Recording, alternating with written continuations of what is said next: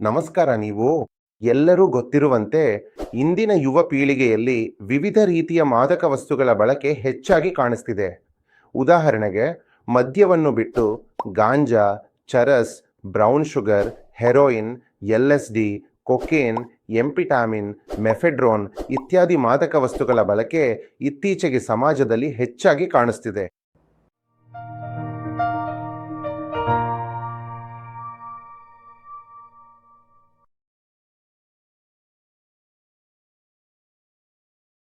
ನಮಸ್ಕಾರ.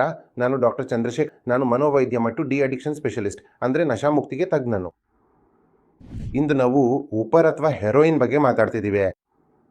ಈ ಓಪಿಯಾಯ್ಡ್ ಎಂಬ ಪದವು ಗ್ರೀಕ್ ಭಾಷೆಯ ಜ್ಯೂಸ್ ಎಂಬ ಪದದಿಂದ ಬಂದಿದೆ. ಅಂದರೆ ಜ್ಯೂಸ್ ಅಂದರೆ ಪ್ಲಾಂಟ್ ಪ್ಯಾಪೆವರ್ ಸೋಮ್ನಿಫೆರಮ್ ಎಂಬ ಸಸ್ಯದಿಂದ ಅದು ಹೊರಬರ್ತದೆ. ಅದರಿಂದಲೇ ಈ ಬ್ರೌನ್ ಶುಗರ್ ಅಥವಾ ಓಪಿಯಾಯ್ಡ್ ಅಭಿವೃದ್ಧಿಯಾಗಿದೆ. ಓಪಿಯಾಯ್ಡ್ ಅನ್ನು ವಿಭಿನ್ನ ಹೆಸರುಗಳಿಂದ ಕರೆಯಲಾಗುತ್ತೆ. ಉದಾಹರಣೆಗೆ morphine, heroin, norphine, codeine, brown sugar, smack, ಚಿತ್ತಾ, BH, china, white, black, tar, ಚಿಬಾ, skag, junk, skunk, white horse, thunder, ಡೋಡಾ, ಪೋಸ್ಟ್, ಅಫೀಮ್, ಭುಕ್ಕಿ, ಗರ್ಲ್. ಈ ವಿಭಿನ್ನ ಹೆಸರುಗಳಿಂದ ಇದನ್ನು ಗುರುತಿಸಲಾಗ್ತದೆ. ಇದಕ್ಕೂಡ್ತೆಗೆ ಇಂಜೆಕ್ಷನ್ 14, ಪೆಥಿಡಿನ್ ಇಂಜೆಕ್ಷನ್, ಪ್ರಮಡಲ್, ಮೆಥಡಾನ್ ಅಥವಾ ಕ್ಯಾಪ್ಸೂಲ್ಸ್ ಪಾಸ್ಮೋಪ್ರೋಕ್ಸೋನ್ನ ಬಳಕೆಯನ್ನು ಅಡಿಕ್ಷನ್ ಎಂದು ಹೇಳಲಾಗುತ್ತದೆ. ಈಗ ನಾವು ಓಪಿಯಾಯ್ಡ್ನ ವರ್ಗೀಕರಣದ ಬಗ್ಗೆ ಚರ್ಚೆ ಮಾಡೋಣ. ಇದರಲ್ಲಿ 3 ಹಂತದ ವರ್ಗೀಕರಣ ಇದೆ. Class 1 narcotic agonist, class B mix group narcotic agonist ಮತ್ತು ಎಂಟಾಗೋನಿಸ್ಟ್, ಮತ್ತು ಕ್ಲಾಸ್ C ನಾರ್ಕೋಟಿಕ್ ಎಂಟಾಗೋನಿಸ್ಟ್. ಹೀಗಾಗಿ ಈಗ ನಾವಿದರ ಬಗ್ಗೆ ವಿವರವಾಗಿ ಚರ್ಚೆ ಮಾಡೋಣ. ಕ್ಲಾಸ್ನಲ್ಲಿದೆ ನಾರ್ಕೋಟಿಕ್ ಅಗೋನಿಸ್ಟ್. ಇದರಲ್ಲಿ ನೈಸರ್ಗಿಕವಾದವುಗಳು, ಓಪಿಯಂ ಆಲ್ಕಲಾಯ್ಡ್ಗಳು, ಇವುಗಳಲ್ಲಿ ಮಾರ್ಫಿನ್ ಮತ್ತು ಕೋಡಿನ್ ಸೇರಿವೆ. ಎರಡನೆಯದು ಸೆಮಿ ಸಿಂಥೆಟಿಕ್ ಮತ್ತು ಸಿಂಥೆಟಿಕ್ ಸಂಯುಕ್ತಗಳು. ಉದಾಹರಣೆಗೆ ಮೆಪೆರಿಡಿನ್, ಲೆವರ್, ಫೆನೋಲ್, ಮೆಥಡೋನ್, ಸಲ್ಫೆಂಟಾನಿಲ್, ಅಲ್ಫೆಂಟಾನಿಲ್, ಫೆಂಟಾನಿಲ್, ರೆಮಿಫೆಂಟಾನಿಲ್ ಮತ್ತು ಲೆವೋಮೆಥಡಿಲ್. ಇವುಗಳು ನಾರ್ಕೋಟಿಕ್ ಅಗೋನಿಸ್ಟ್ ಗುಂಪಿಗೆ ಸೇರಿವೆ. ಎರಡನೇದು ಮಿಕ್ಸ್ಡ್ ಅಗೋನಿಸ್ಟ್ ಆಂಟಾಗೋನಿಸ್ಟ್ ಗುಂಪು. ಉದಾಹರಣೆಗೆ ನಲ್ಬುಫಿನ್, ಪೆಂಟಾಜೋಸಿನ್, ಬ್ಯೂಟೋರಫಿನಾಲ್, ಬ್ಯೂಪ್ರೆನಾರ್ಫಿನ್. ಮತ್ತು ಮೂರನೇ ಗುಂಪು ನಾರ್ಕೋಟಿಕ್ ಆಂಟಾಗೋನಿಸ್ಟ್ಗಳು. ಉದಾಹರಣೆಗೆ ನಲ್ಕ್ಸೋನ್ ಅಥವಾ ನಲ್ಟ್ರೆಕ್ಸೋನ್. ಈ ರೀತಿ ವಿಭಿನ್ನ ಹೆಸರುಗಳಿಂದ ಇದನ್ನು ಗುರುತಿಸಲಾಗುತ್ತೆ. ಈ ಬ್ರೌನ್ ಶುಗರ್ ಅನ್ನು ಹೇಗೆ ತೆಗೆದುಕೊಳ್ತಾರೆ ಎಂಬುದರ ಬಗ್ಗೆ ನಾವು ಮಾತಾಡೋಣ. ಈ ಬ್ರೌನ್ ಶುಗರ್ ಪೌಡರ್ ರೂಪದಲ್ಲಿ ಇರ್ತತೆ. ಆದ್ರಿಂದ ಓರಲ್ ರೂಟ್ ಕೂಡ ಸಾಮಾನ್ಯ ಮಾರ್ಗವಾಗಿದೆ. ಅದರ ಜೊತೆಗೆ ಸ್ಮೋಕಿಂಗ್ ಅಥವಾ ಸ್ನೋರ್ಟಿಂಗ್ ಅಂದರೆ ಮೂಗಿನ ಮೂಲಕವೂ ಇದನ್ನು ತೆಗೆದುಕೊಳ್ತಾರೆ. ಒಂದು ಸಿಲ್ವರ್ ಫಾಯಿಲ್ ಇರ್ತದೆ, ಒಂದು ಕಾಗದ ಇರ್ತದೆ, ಅದರಲ್ಲಿ ಪೌಡರ್ ಹಾಕ್ತಾರೆ ಮತ್ತು ಆ ಸಿಲ್ವರ್ ಫಾಯಿಲ್ ಬಳಸಿ ಈ ಬ್ರೌನ್ ಶುಗರನ್ನು ತೆಗೆದುಕೊಳ್ತಾರೆ. ಇದಕ್ಕೂ ಮೇಲೆ ಇಂಜೆಕ್ಟಬಲ್ ರೂಪದಲ್ಲಿಯೂ ಇದನ್ನು ತೆಗೆದುಕೊಳ್ತಾರೆ. ಉದಾಹರಣೆಗೆ ಇಂಟ್ರಾವೀನಸ್ ಮಾರ್ಗ, ಇಂಟ್ರಾಮಸ್ಕ್ಯುಲರ್ ಮಾರ್ಗ ಅಥವಾ ಸಬ್ಕ್ಯೂಟೇನಿಯಸ್ ಮಾರ್ಗ. ಈ ಎಲ್ಲ ರೀತಿಗಳಲ್ಲೂ ಬ್ರೌನ್ ಶುಗರ್ ತೆಗೆದುಕೊಳ್ಳಲಾಗ್ತದೆ. ಈ ಬ್ರೌನ್ ಶುಗರ್ ತೆಗೆದುಕೊಂಡ ನಂತರ ದೇಹದಲ್ಲಿ ಯಾವ ರೀತಿಯ ಬದಲಾವಣೆಗಳಾಗ್ತವೆ ಎಂಬುದರ ಬಗ್ಗೆ ನಾವು ಮಾತಾಡೋಣ. ಈ ಬ್ರೌನ್ ಶುಗರ್ ಅಥವಾ ಓಪಿಯೇಟ್ಗಳನ್ನು ವಿಭಿನ್ನ ರೀತಿಯಲ್ಲಿ ಬಳಸಲಾಗುತ್ತೆ. ಉದಾಹರಣೆಗೆ ಪೇಯ್ನ್ ಕಿಲ್ಲರ್ ಆಗಿ, ಅಂದರೆ ಇದನ್ನು ತೆಗೆದುಕೊಂಡ ನಂತರ ನೋವು ಕಡಿಮೆ ಆಗುತ್ತೆ, ಅಥವಾ ಇದನ್ನು ಪೇಯ್ನ್ ಕಿಲ್ಲರ್ನ ಪಾತ್ರ ಎಂದು ಹೇಳಲಾಗುತ್ತೆ. ಇದಕ್ಕೂ ಮೇಲೆ ಇದರಲ್ಲಿ ಎಂಜಿಯೋಲೈಟಿಕ್ ಪಾತ್ರವೂ ಇದೆ. ಅಂದರೆ ಈ ಓಪಿಯೇಟ್ ತೆಗೆದುಕೊಂಡ ನಂತರ ರೋಗಿಯ ಒತ್ತಡ ಕಡಿಮೆ ಆಗ್ತದೆ, ಟೆನ್ಷನ್ ಕಡಿಮೆ ಆಗ್ತದೆ. ಆದ್ದರಿಂದ ಇದಕ್ಕೆ ಎಂಜಿಯೋಲೈಟಿಕ್ ಪರಿಣಾಮವೂ ಇದೆ. ಮೂರನೇ ಪರಿಣಾಮವಂದರೆ ಯೂಫೋರಿಕ್ ಪರಿಣಾಮ. ಅಂದರೆ ಈ ನಶೆ ಮಾಡಿದ ನಂತರ ರೋಗಿಗೆ ಸಂತೋಷದ ಅನುಭವ ಆಗುತ್ತೆ, ಅವನ ಆತ್ಮವಿಶ್ವಾಸ ಹೆಚ್ಚುತ್ತೆ. ಆದ್ದರಿಂದ ಇದನ್ನು ಪೇನ್ ಕಿಲ್ಲರ್, ಎಂಜಿಯೋಲೈಟಿಕ್ ಅಥವಾ ಯೂಫೋರಿಯಾ ಪರಿಣಾಮವು ಎಂದು ಕರೆಯಲಾಗುತ್ತೆ. ಬ್ರೌನ್ ಶುಗರನ್ನು ಹೆಚ್ಚು ಪ್ರಮಾಣದಲ್ಲಿ ಬಳಸಿದರೆ ಅದರ ಪಾರ್ಶ್ವ ಪರಿಣಾಮಗಳು ಕೂಡ ಹೆಚ್ಚಿರುತ್ತವೆ.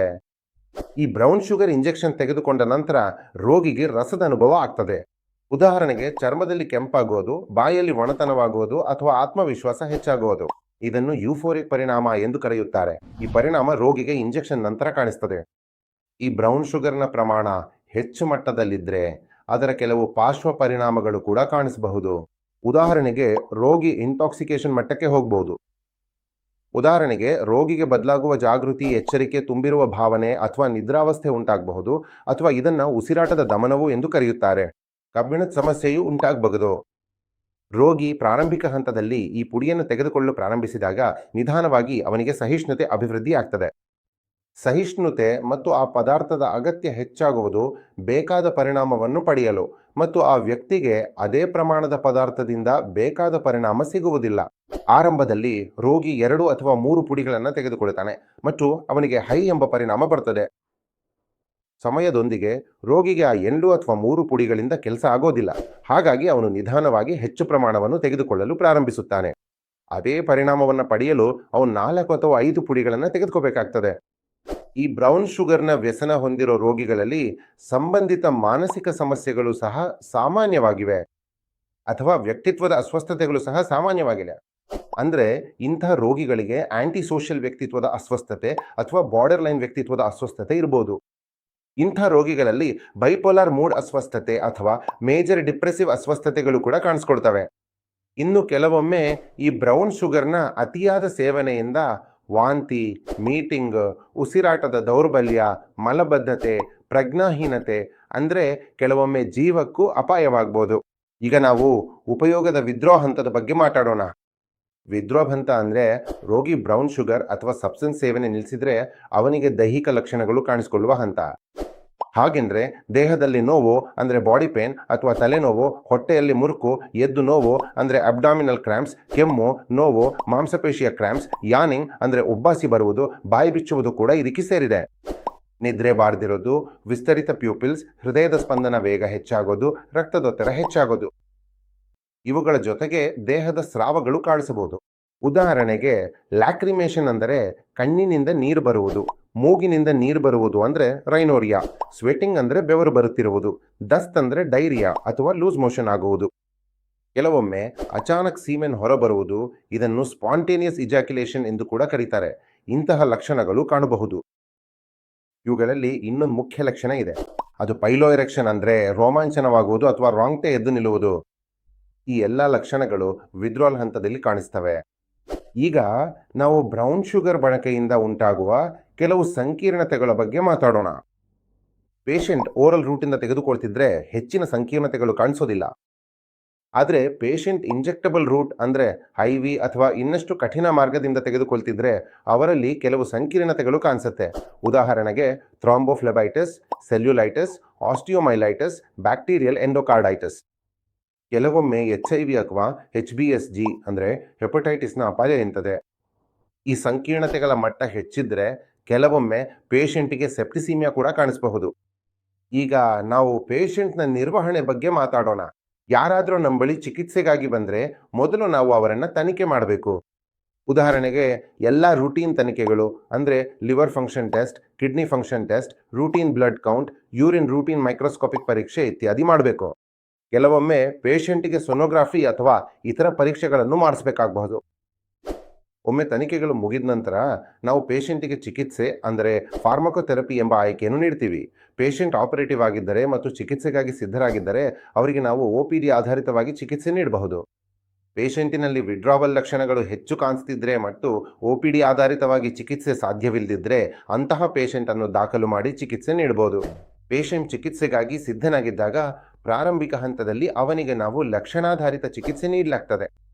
ಹಾಗೆ ವಿಡ್ರಾಲ್ ಹಂತದಲ್ಲಿದ್ದರೆ ಪೇಷಂಟ್ಗೆ ಲಕ್ಷಣಾಧಾರಿತ ಚಿಕಿತ್ಸೆ ಮಾತ್ರ ಮುಖ್ಯವಾಗ್ತದೆ. ಉದಾಹರಣೆಗೆ ಪೇಷಂಟ್ಗೆ ಲೂಸ್ ಮೋಷನ್ ಇದ್ದರೆ ಲೋಪೆರಾಮೈಡ್ ನೀಡಬೇಕಾಗುತ್ತೆ.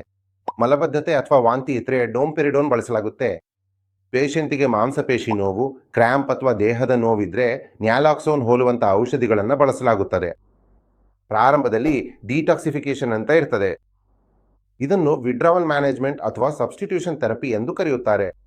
ಇದರಲ್ಲಿ ನಾವು ಟ್ಯಾಪೆಂಟೊಡಾಲ್ ಅನ್ನು 50 ಮಿಲಿಗ್ರಾಂನಿಂದ 200 ಮಿಲಿಗ್ರಾಂ ವರೆಗೆ ಬಳಸ್ತೇವೆ, ಅಥವಾ ನ್ಯಾಲೋಕ್ಸೋನ್ ಅನ್ನು ಕೂಡ ಬಳಸ್ತೇವೆ. ಇದಕ್ಕೂಡತೆಗೆ ಲಾಂಗ್ ಆಕ್ಟಿಂಗ್ ಸಿಂಥೆಟಿಕ್ ಓಪಿಯಾಯ್ಡ್ಗಳು, ಉದಾಹರಣೆಗೆ ಮೆಥಡೋನ್ ಅಥವಾ ಬ್ಯೂಪ್ರೆನಾರ್ಫಿನ್ ಕೂಡ ನಾವು ಬಳಸ್ತೀವಿ. ಮೆಥಡೋನ್ ಅನ್ನು ನಾವು 8-18 ಮಿಲಿಗ್ರಾಂ ಮಟ್ಟದವರೆಗೆ ನೀಡಬಹುದು. ಅದರ ಕಾರಣದಿಂದ ಮುಂದಿನ ಪೇಷಂಟಿಗೆ ರಿವಾರ್ಡ್ ಎಫೆಕ್ಟ್ ಕಡಿಮೆ ಆಗ್ತದೆ. ಆದ್ದರಿಂದ ಮೆಥಡೋನ್ ಬಳಕೆ ಮಾಡಲಾಗ್ತದೆ. ಬ್ಯೂಪ್ರೆನಾರ್ಫಿನ್ ಎಂಬುದು ಸಬ್ ಲಿಂಗ್ವಲ್ ರೂಪದಲ್ಲಿಯೂ ಲಭ್ಯವಿದೆ ಅಥವಾ ಪ್ಯಾಚ್ಗಳಲ್ಲಿಯೂ ಲಭ್ಯವಿದೆ. 8 ಮಿಲಿಗ್ರಾಂದಿಂದ 16 ಮಿಲಿಗ್ರಾಂ ವರೆಗೆ ಅದರ ಡೋಸ್ ಇದೆ. ಓಪಿಯಾಯ್ಡ್ ವಿದ್ರಾವಲ್ನಲ್ಲಿ ಹೊಸ ಡ್ರಗ್ ಎಂದರೆ ಕ್ಲೋನಿಡಿನ್, ಅದರ ಡೋಸ್ 0.2ರಿಂದ 0.6 ಮಿಲಿಗ್ರಾಂ ವರೆಗೆ ಇರ್ತದೆ. ಈ ಡ್ರಗ್ಗಳನ್ನು ವಿಡ್ರಾವಲ್ ನಿರ್ವಹಣೆಯಲ್ಲಿ ಬಳಸಲಾಗ್ತದೆ. ಈ ರೀತಿಯಲ್ಲಿ ಬ್ಯೂಪ್ರಿನಾರ್ಫಿನ್, ಮೆಥಾಡೋನ್, ನ್ಯಾಲಾಕ್ಸೋನ್ ಅಥವಾ ಟೇಪೆಂಟಡೋಲ್ ಅನ್ನು ಕೂಡ ನಾವು ಬಳಸ್ತೇವೆ. ಒಮ್ಮೆ ಈ 10 ದಿನ ಅಥವಾ 12 ದಿನಗಳ ನಂತರ ರೋಗಿ ವಿತ್ಡ್ರಾವಲ್ ಹಂತದಿಂದ ಹೊರಬರ್ತಾನೆ. ನಂತರ ರೋಗಿಗೆ ಆಂಟಿ ಕ್ರೇವಿಂಗ್ ಡ್ರಗ್ಸ್ಗಳನ್ನು ನೀಡಲಾಗುತ್ತೆ. ಉದಾಹರಣೆಗೆ ನ್ಯಾಲ್ಟ್ರೆಕ್ಸೋನ್ ಇದ್ದರೆ ರೋಗಿಯ ಬ್ರೌನ್ ಶುಗರ್ ಬಳಕೆಯ ಆವರ್ತಿ ಮತ್ತು ಪ್ರಮಾಣ ಕಡಿಮೆ ಆಗ್ತದೆ. ಅದಕ್ಕಾಗಿಯೇ ನ್ಯಾಲ್ಟ್ರೆಕ್ಸೋನ್ ಅನ್ನು ಬಳಸಲಾಗ್ತದೆ. ನ್ಯಾಲ್ಟ್ರೆಕ್ಸೋನ್ 50 ಮಿಲಿಗ್ರಾಂನಿಂದ 100 ಮಿಲಿಗ್ರಾಂ ವರೆಗೆ ದಿನಕ್ಕೆ ನೀಡಲಾಗುತ್ತೆ. ಈ ಚಿಕಿತ್ಸೆ ರೋಗಿಗೆ OPD ಆಧಾರಿತವಾಗಿಯೂ ನೀಡಬಹುದು. ಅದನ್ನು ದಾಖಲು ಮಾಡಿದ ನಂತರವೂ ನೀಡಬಹುದು. ದಾಖಲಾದ ರೋಗಿಗಳಿಗೆ 12 ಅಥವಾ 14 ದಿನಗಳ ನಂತರ ನಾವು ಮಾನಸಿಕ ಮೌಲ್ಯಮಾಪನವನ್ನು ಕೂಡ ಮಾಡ್ತೇವೆ. ಅಂದರೆ 50% ರೋಗಿಗಳಿಗೆ ಈ ಬ್ರೌನ್ ಶುಗರ್ ವ್ಯಸನ ಇದೆ. ಇಂಥ ರೋಗಿಗಳಲ್ಲಿ ಯಾವುದಾದ್ರೂ ಮಾನಸಿಕ ಕಾಯಿಲೆ ಕಾಣಿಸುತ್ತೆ. ಉದಾಹರಣೆಗೆ ಡಿಪ್ರೆಷನ್, ಮೂಡ್ ಡಿಸಾರ್ಡರ್ ಅಥವಾ ಸ್ಕಿಜೋಫ್ರೇನಿಯಾ ಅಥವಾ ಇತರ ವಿಧದ ಮಾನಸಿಕ ಕಾಯಿಲೆಗಳು ಇರಬಹುದು. ಆದ್ದರಿಂದ 2 ವಾರಗಳ ನಂತರ ರೋಗಿಯಲ್ಲಿ ಮಾನಸಿಕ ಮೌಲ್ಯಮಾಪನ ಮಾಡಲಾಗುತ್ತೆ. ಸೈಕಾಲಜಿ ಪರೀಕ್ಷೆಗಳು, ಉದಾಹರಣೆಗೆ ರೋಷ, PQR, NSQ ಇಂಥ ಪರೀಕ್ಷೆಗಳು ಮಾಡಲಾಗ್ತವೆ. ಮತ್ತು ಅದರ ಪ್ರಕಾರ ರೋಗಿಯಲ್ಲಿ ಮಾನಸಿಕ ಕಾಯಿಲೆ ಕಂಡುಬಂದರೆ ಅದರ ಚಿಕಿತ್ಸೆಯನ್ನು ನಾವು ಜೊತೆಗೆ ಮಾಡ್ತೇವೆ. ಹೀಗಾಗಿ ಇಂದು ನಾವು ಬ್ರೌನ್ ಶುಗರ್ ಅಂದರೆ OPM ಬಗ್ಗೆ ಚರ್ಚೆ ಮಾಡಿದ್ದೇವೆ.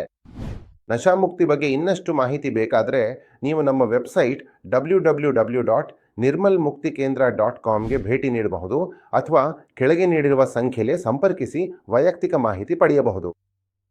ನಮ್ಮ ಚಾನೆಲ್ ನಿರ್ಮಲ್ ಆಸ್ಪತ್ರೆ ಮಿರರ್ ಅನ್ನು ನೀವು ಲೈಕ್ ಮಾಡಿ, ಸಬ್ಸ್ಕ್ರೈಬ್ ಮಾಡಿ, ಹಂಚಿಕೊಳ್ಳಿ. ಆಗಾಗ್ಗೆ ಮತ್ತೆ ಭೇಟಿಯಾಗೋಣ.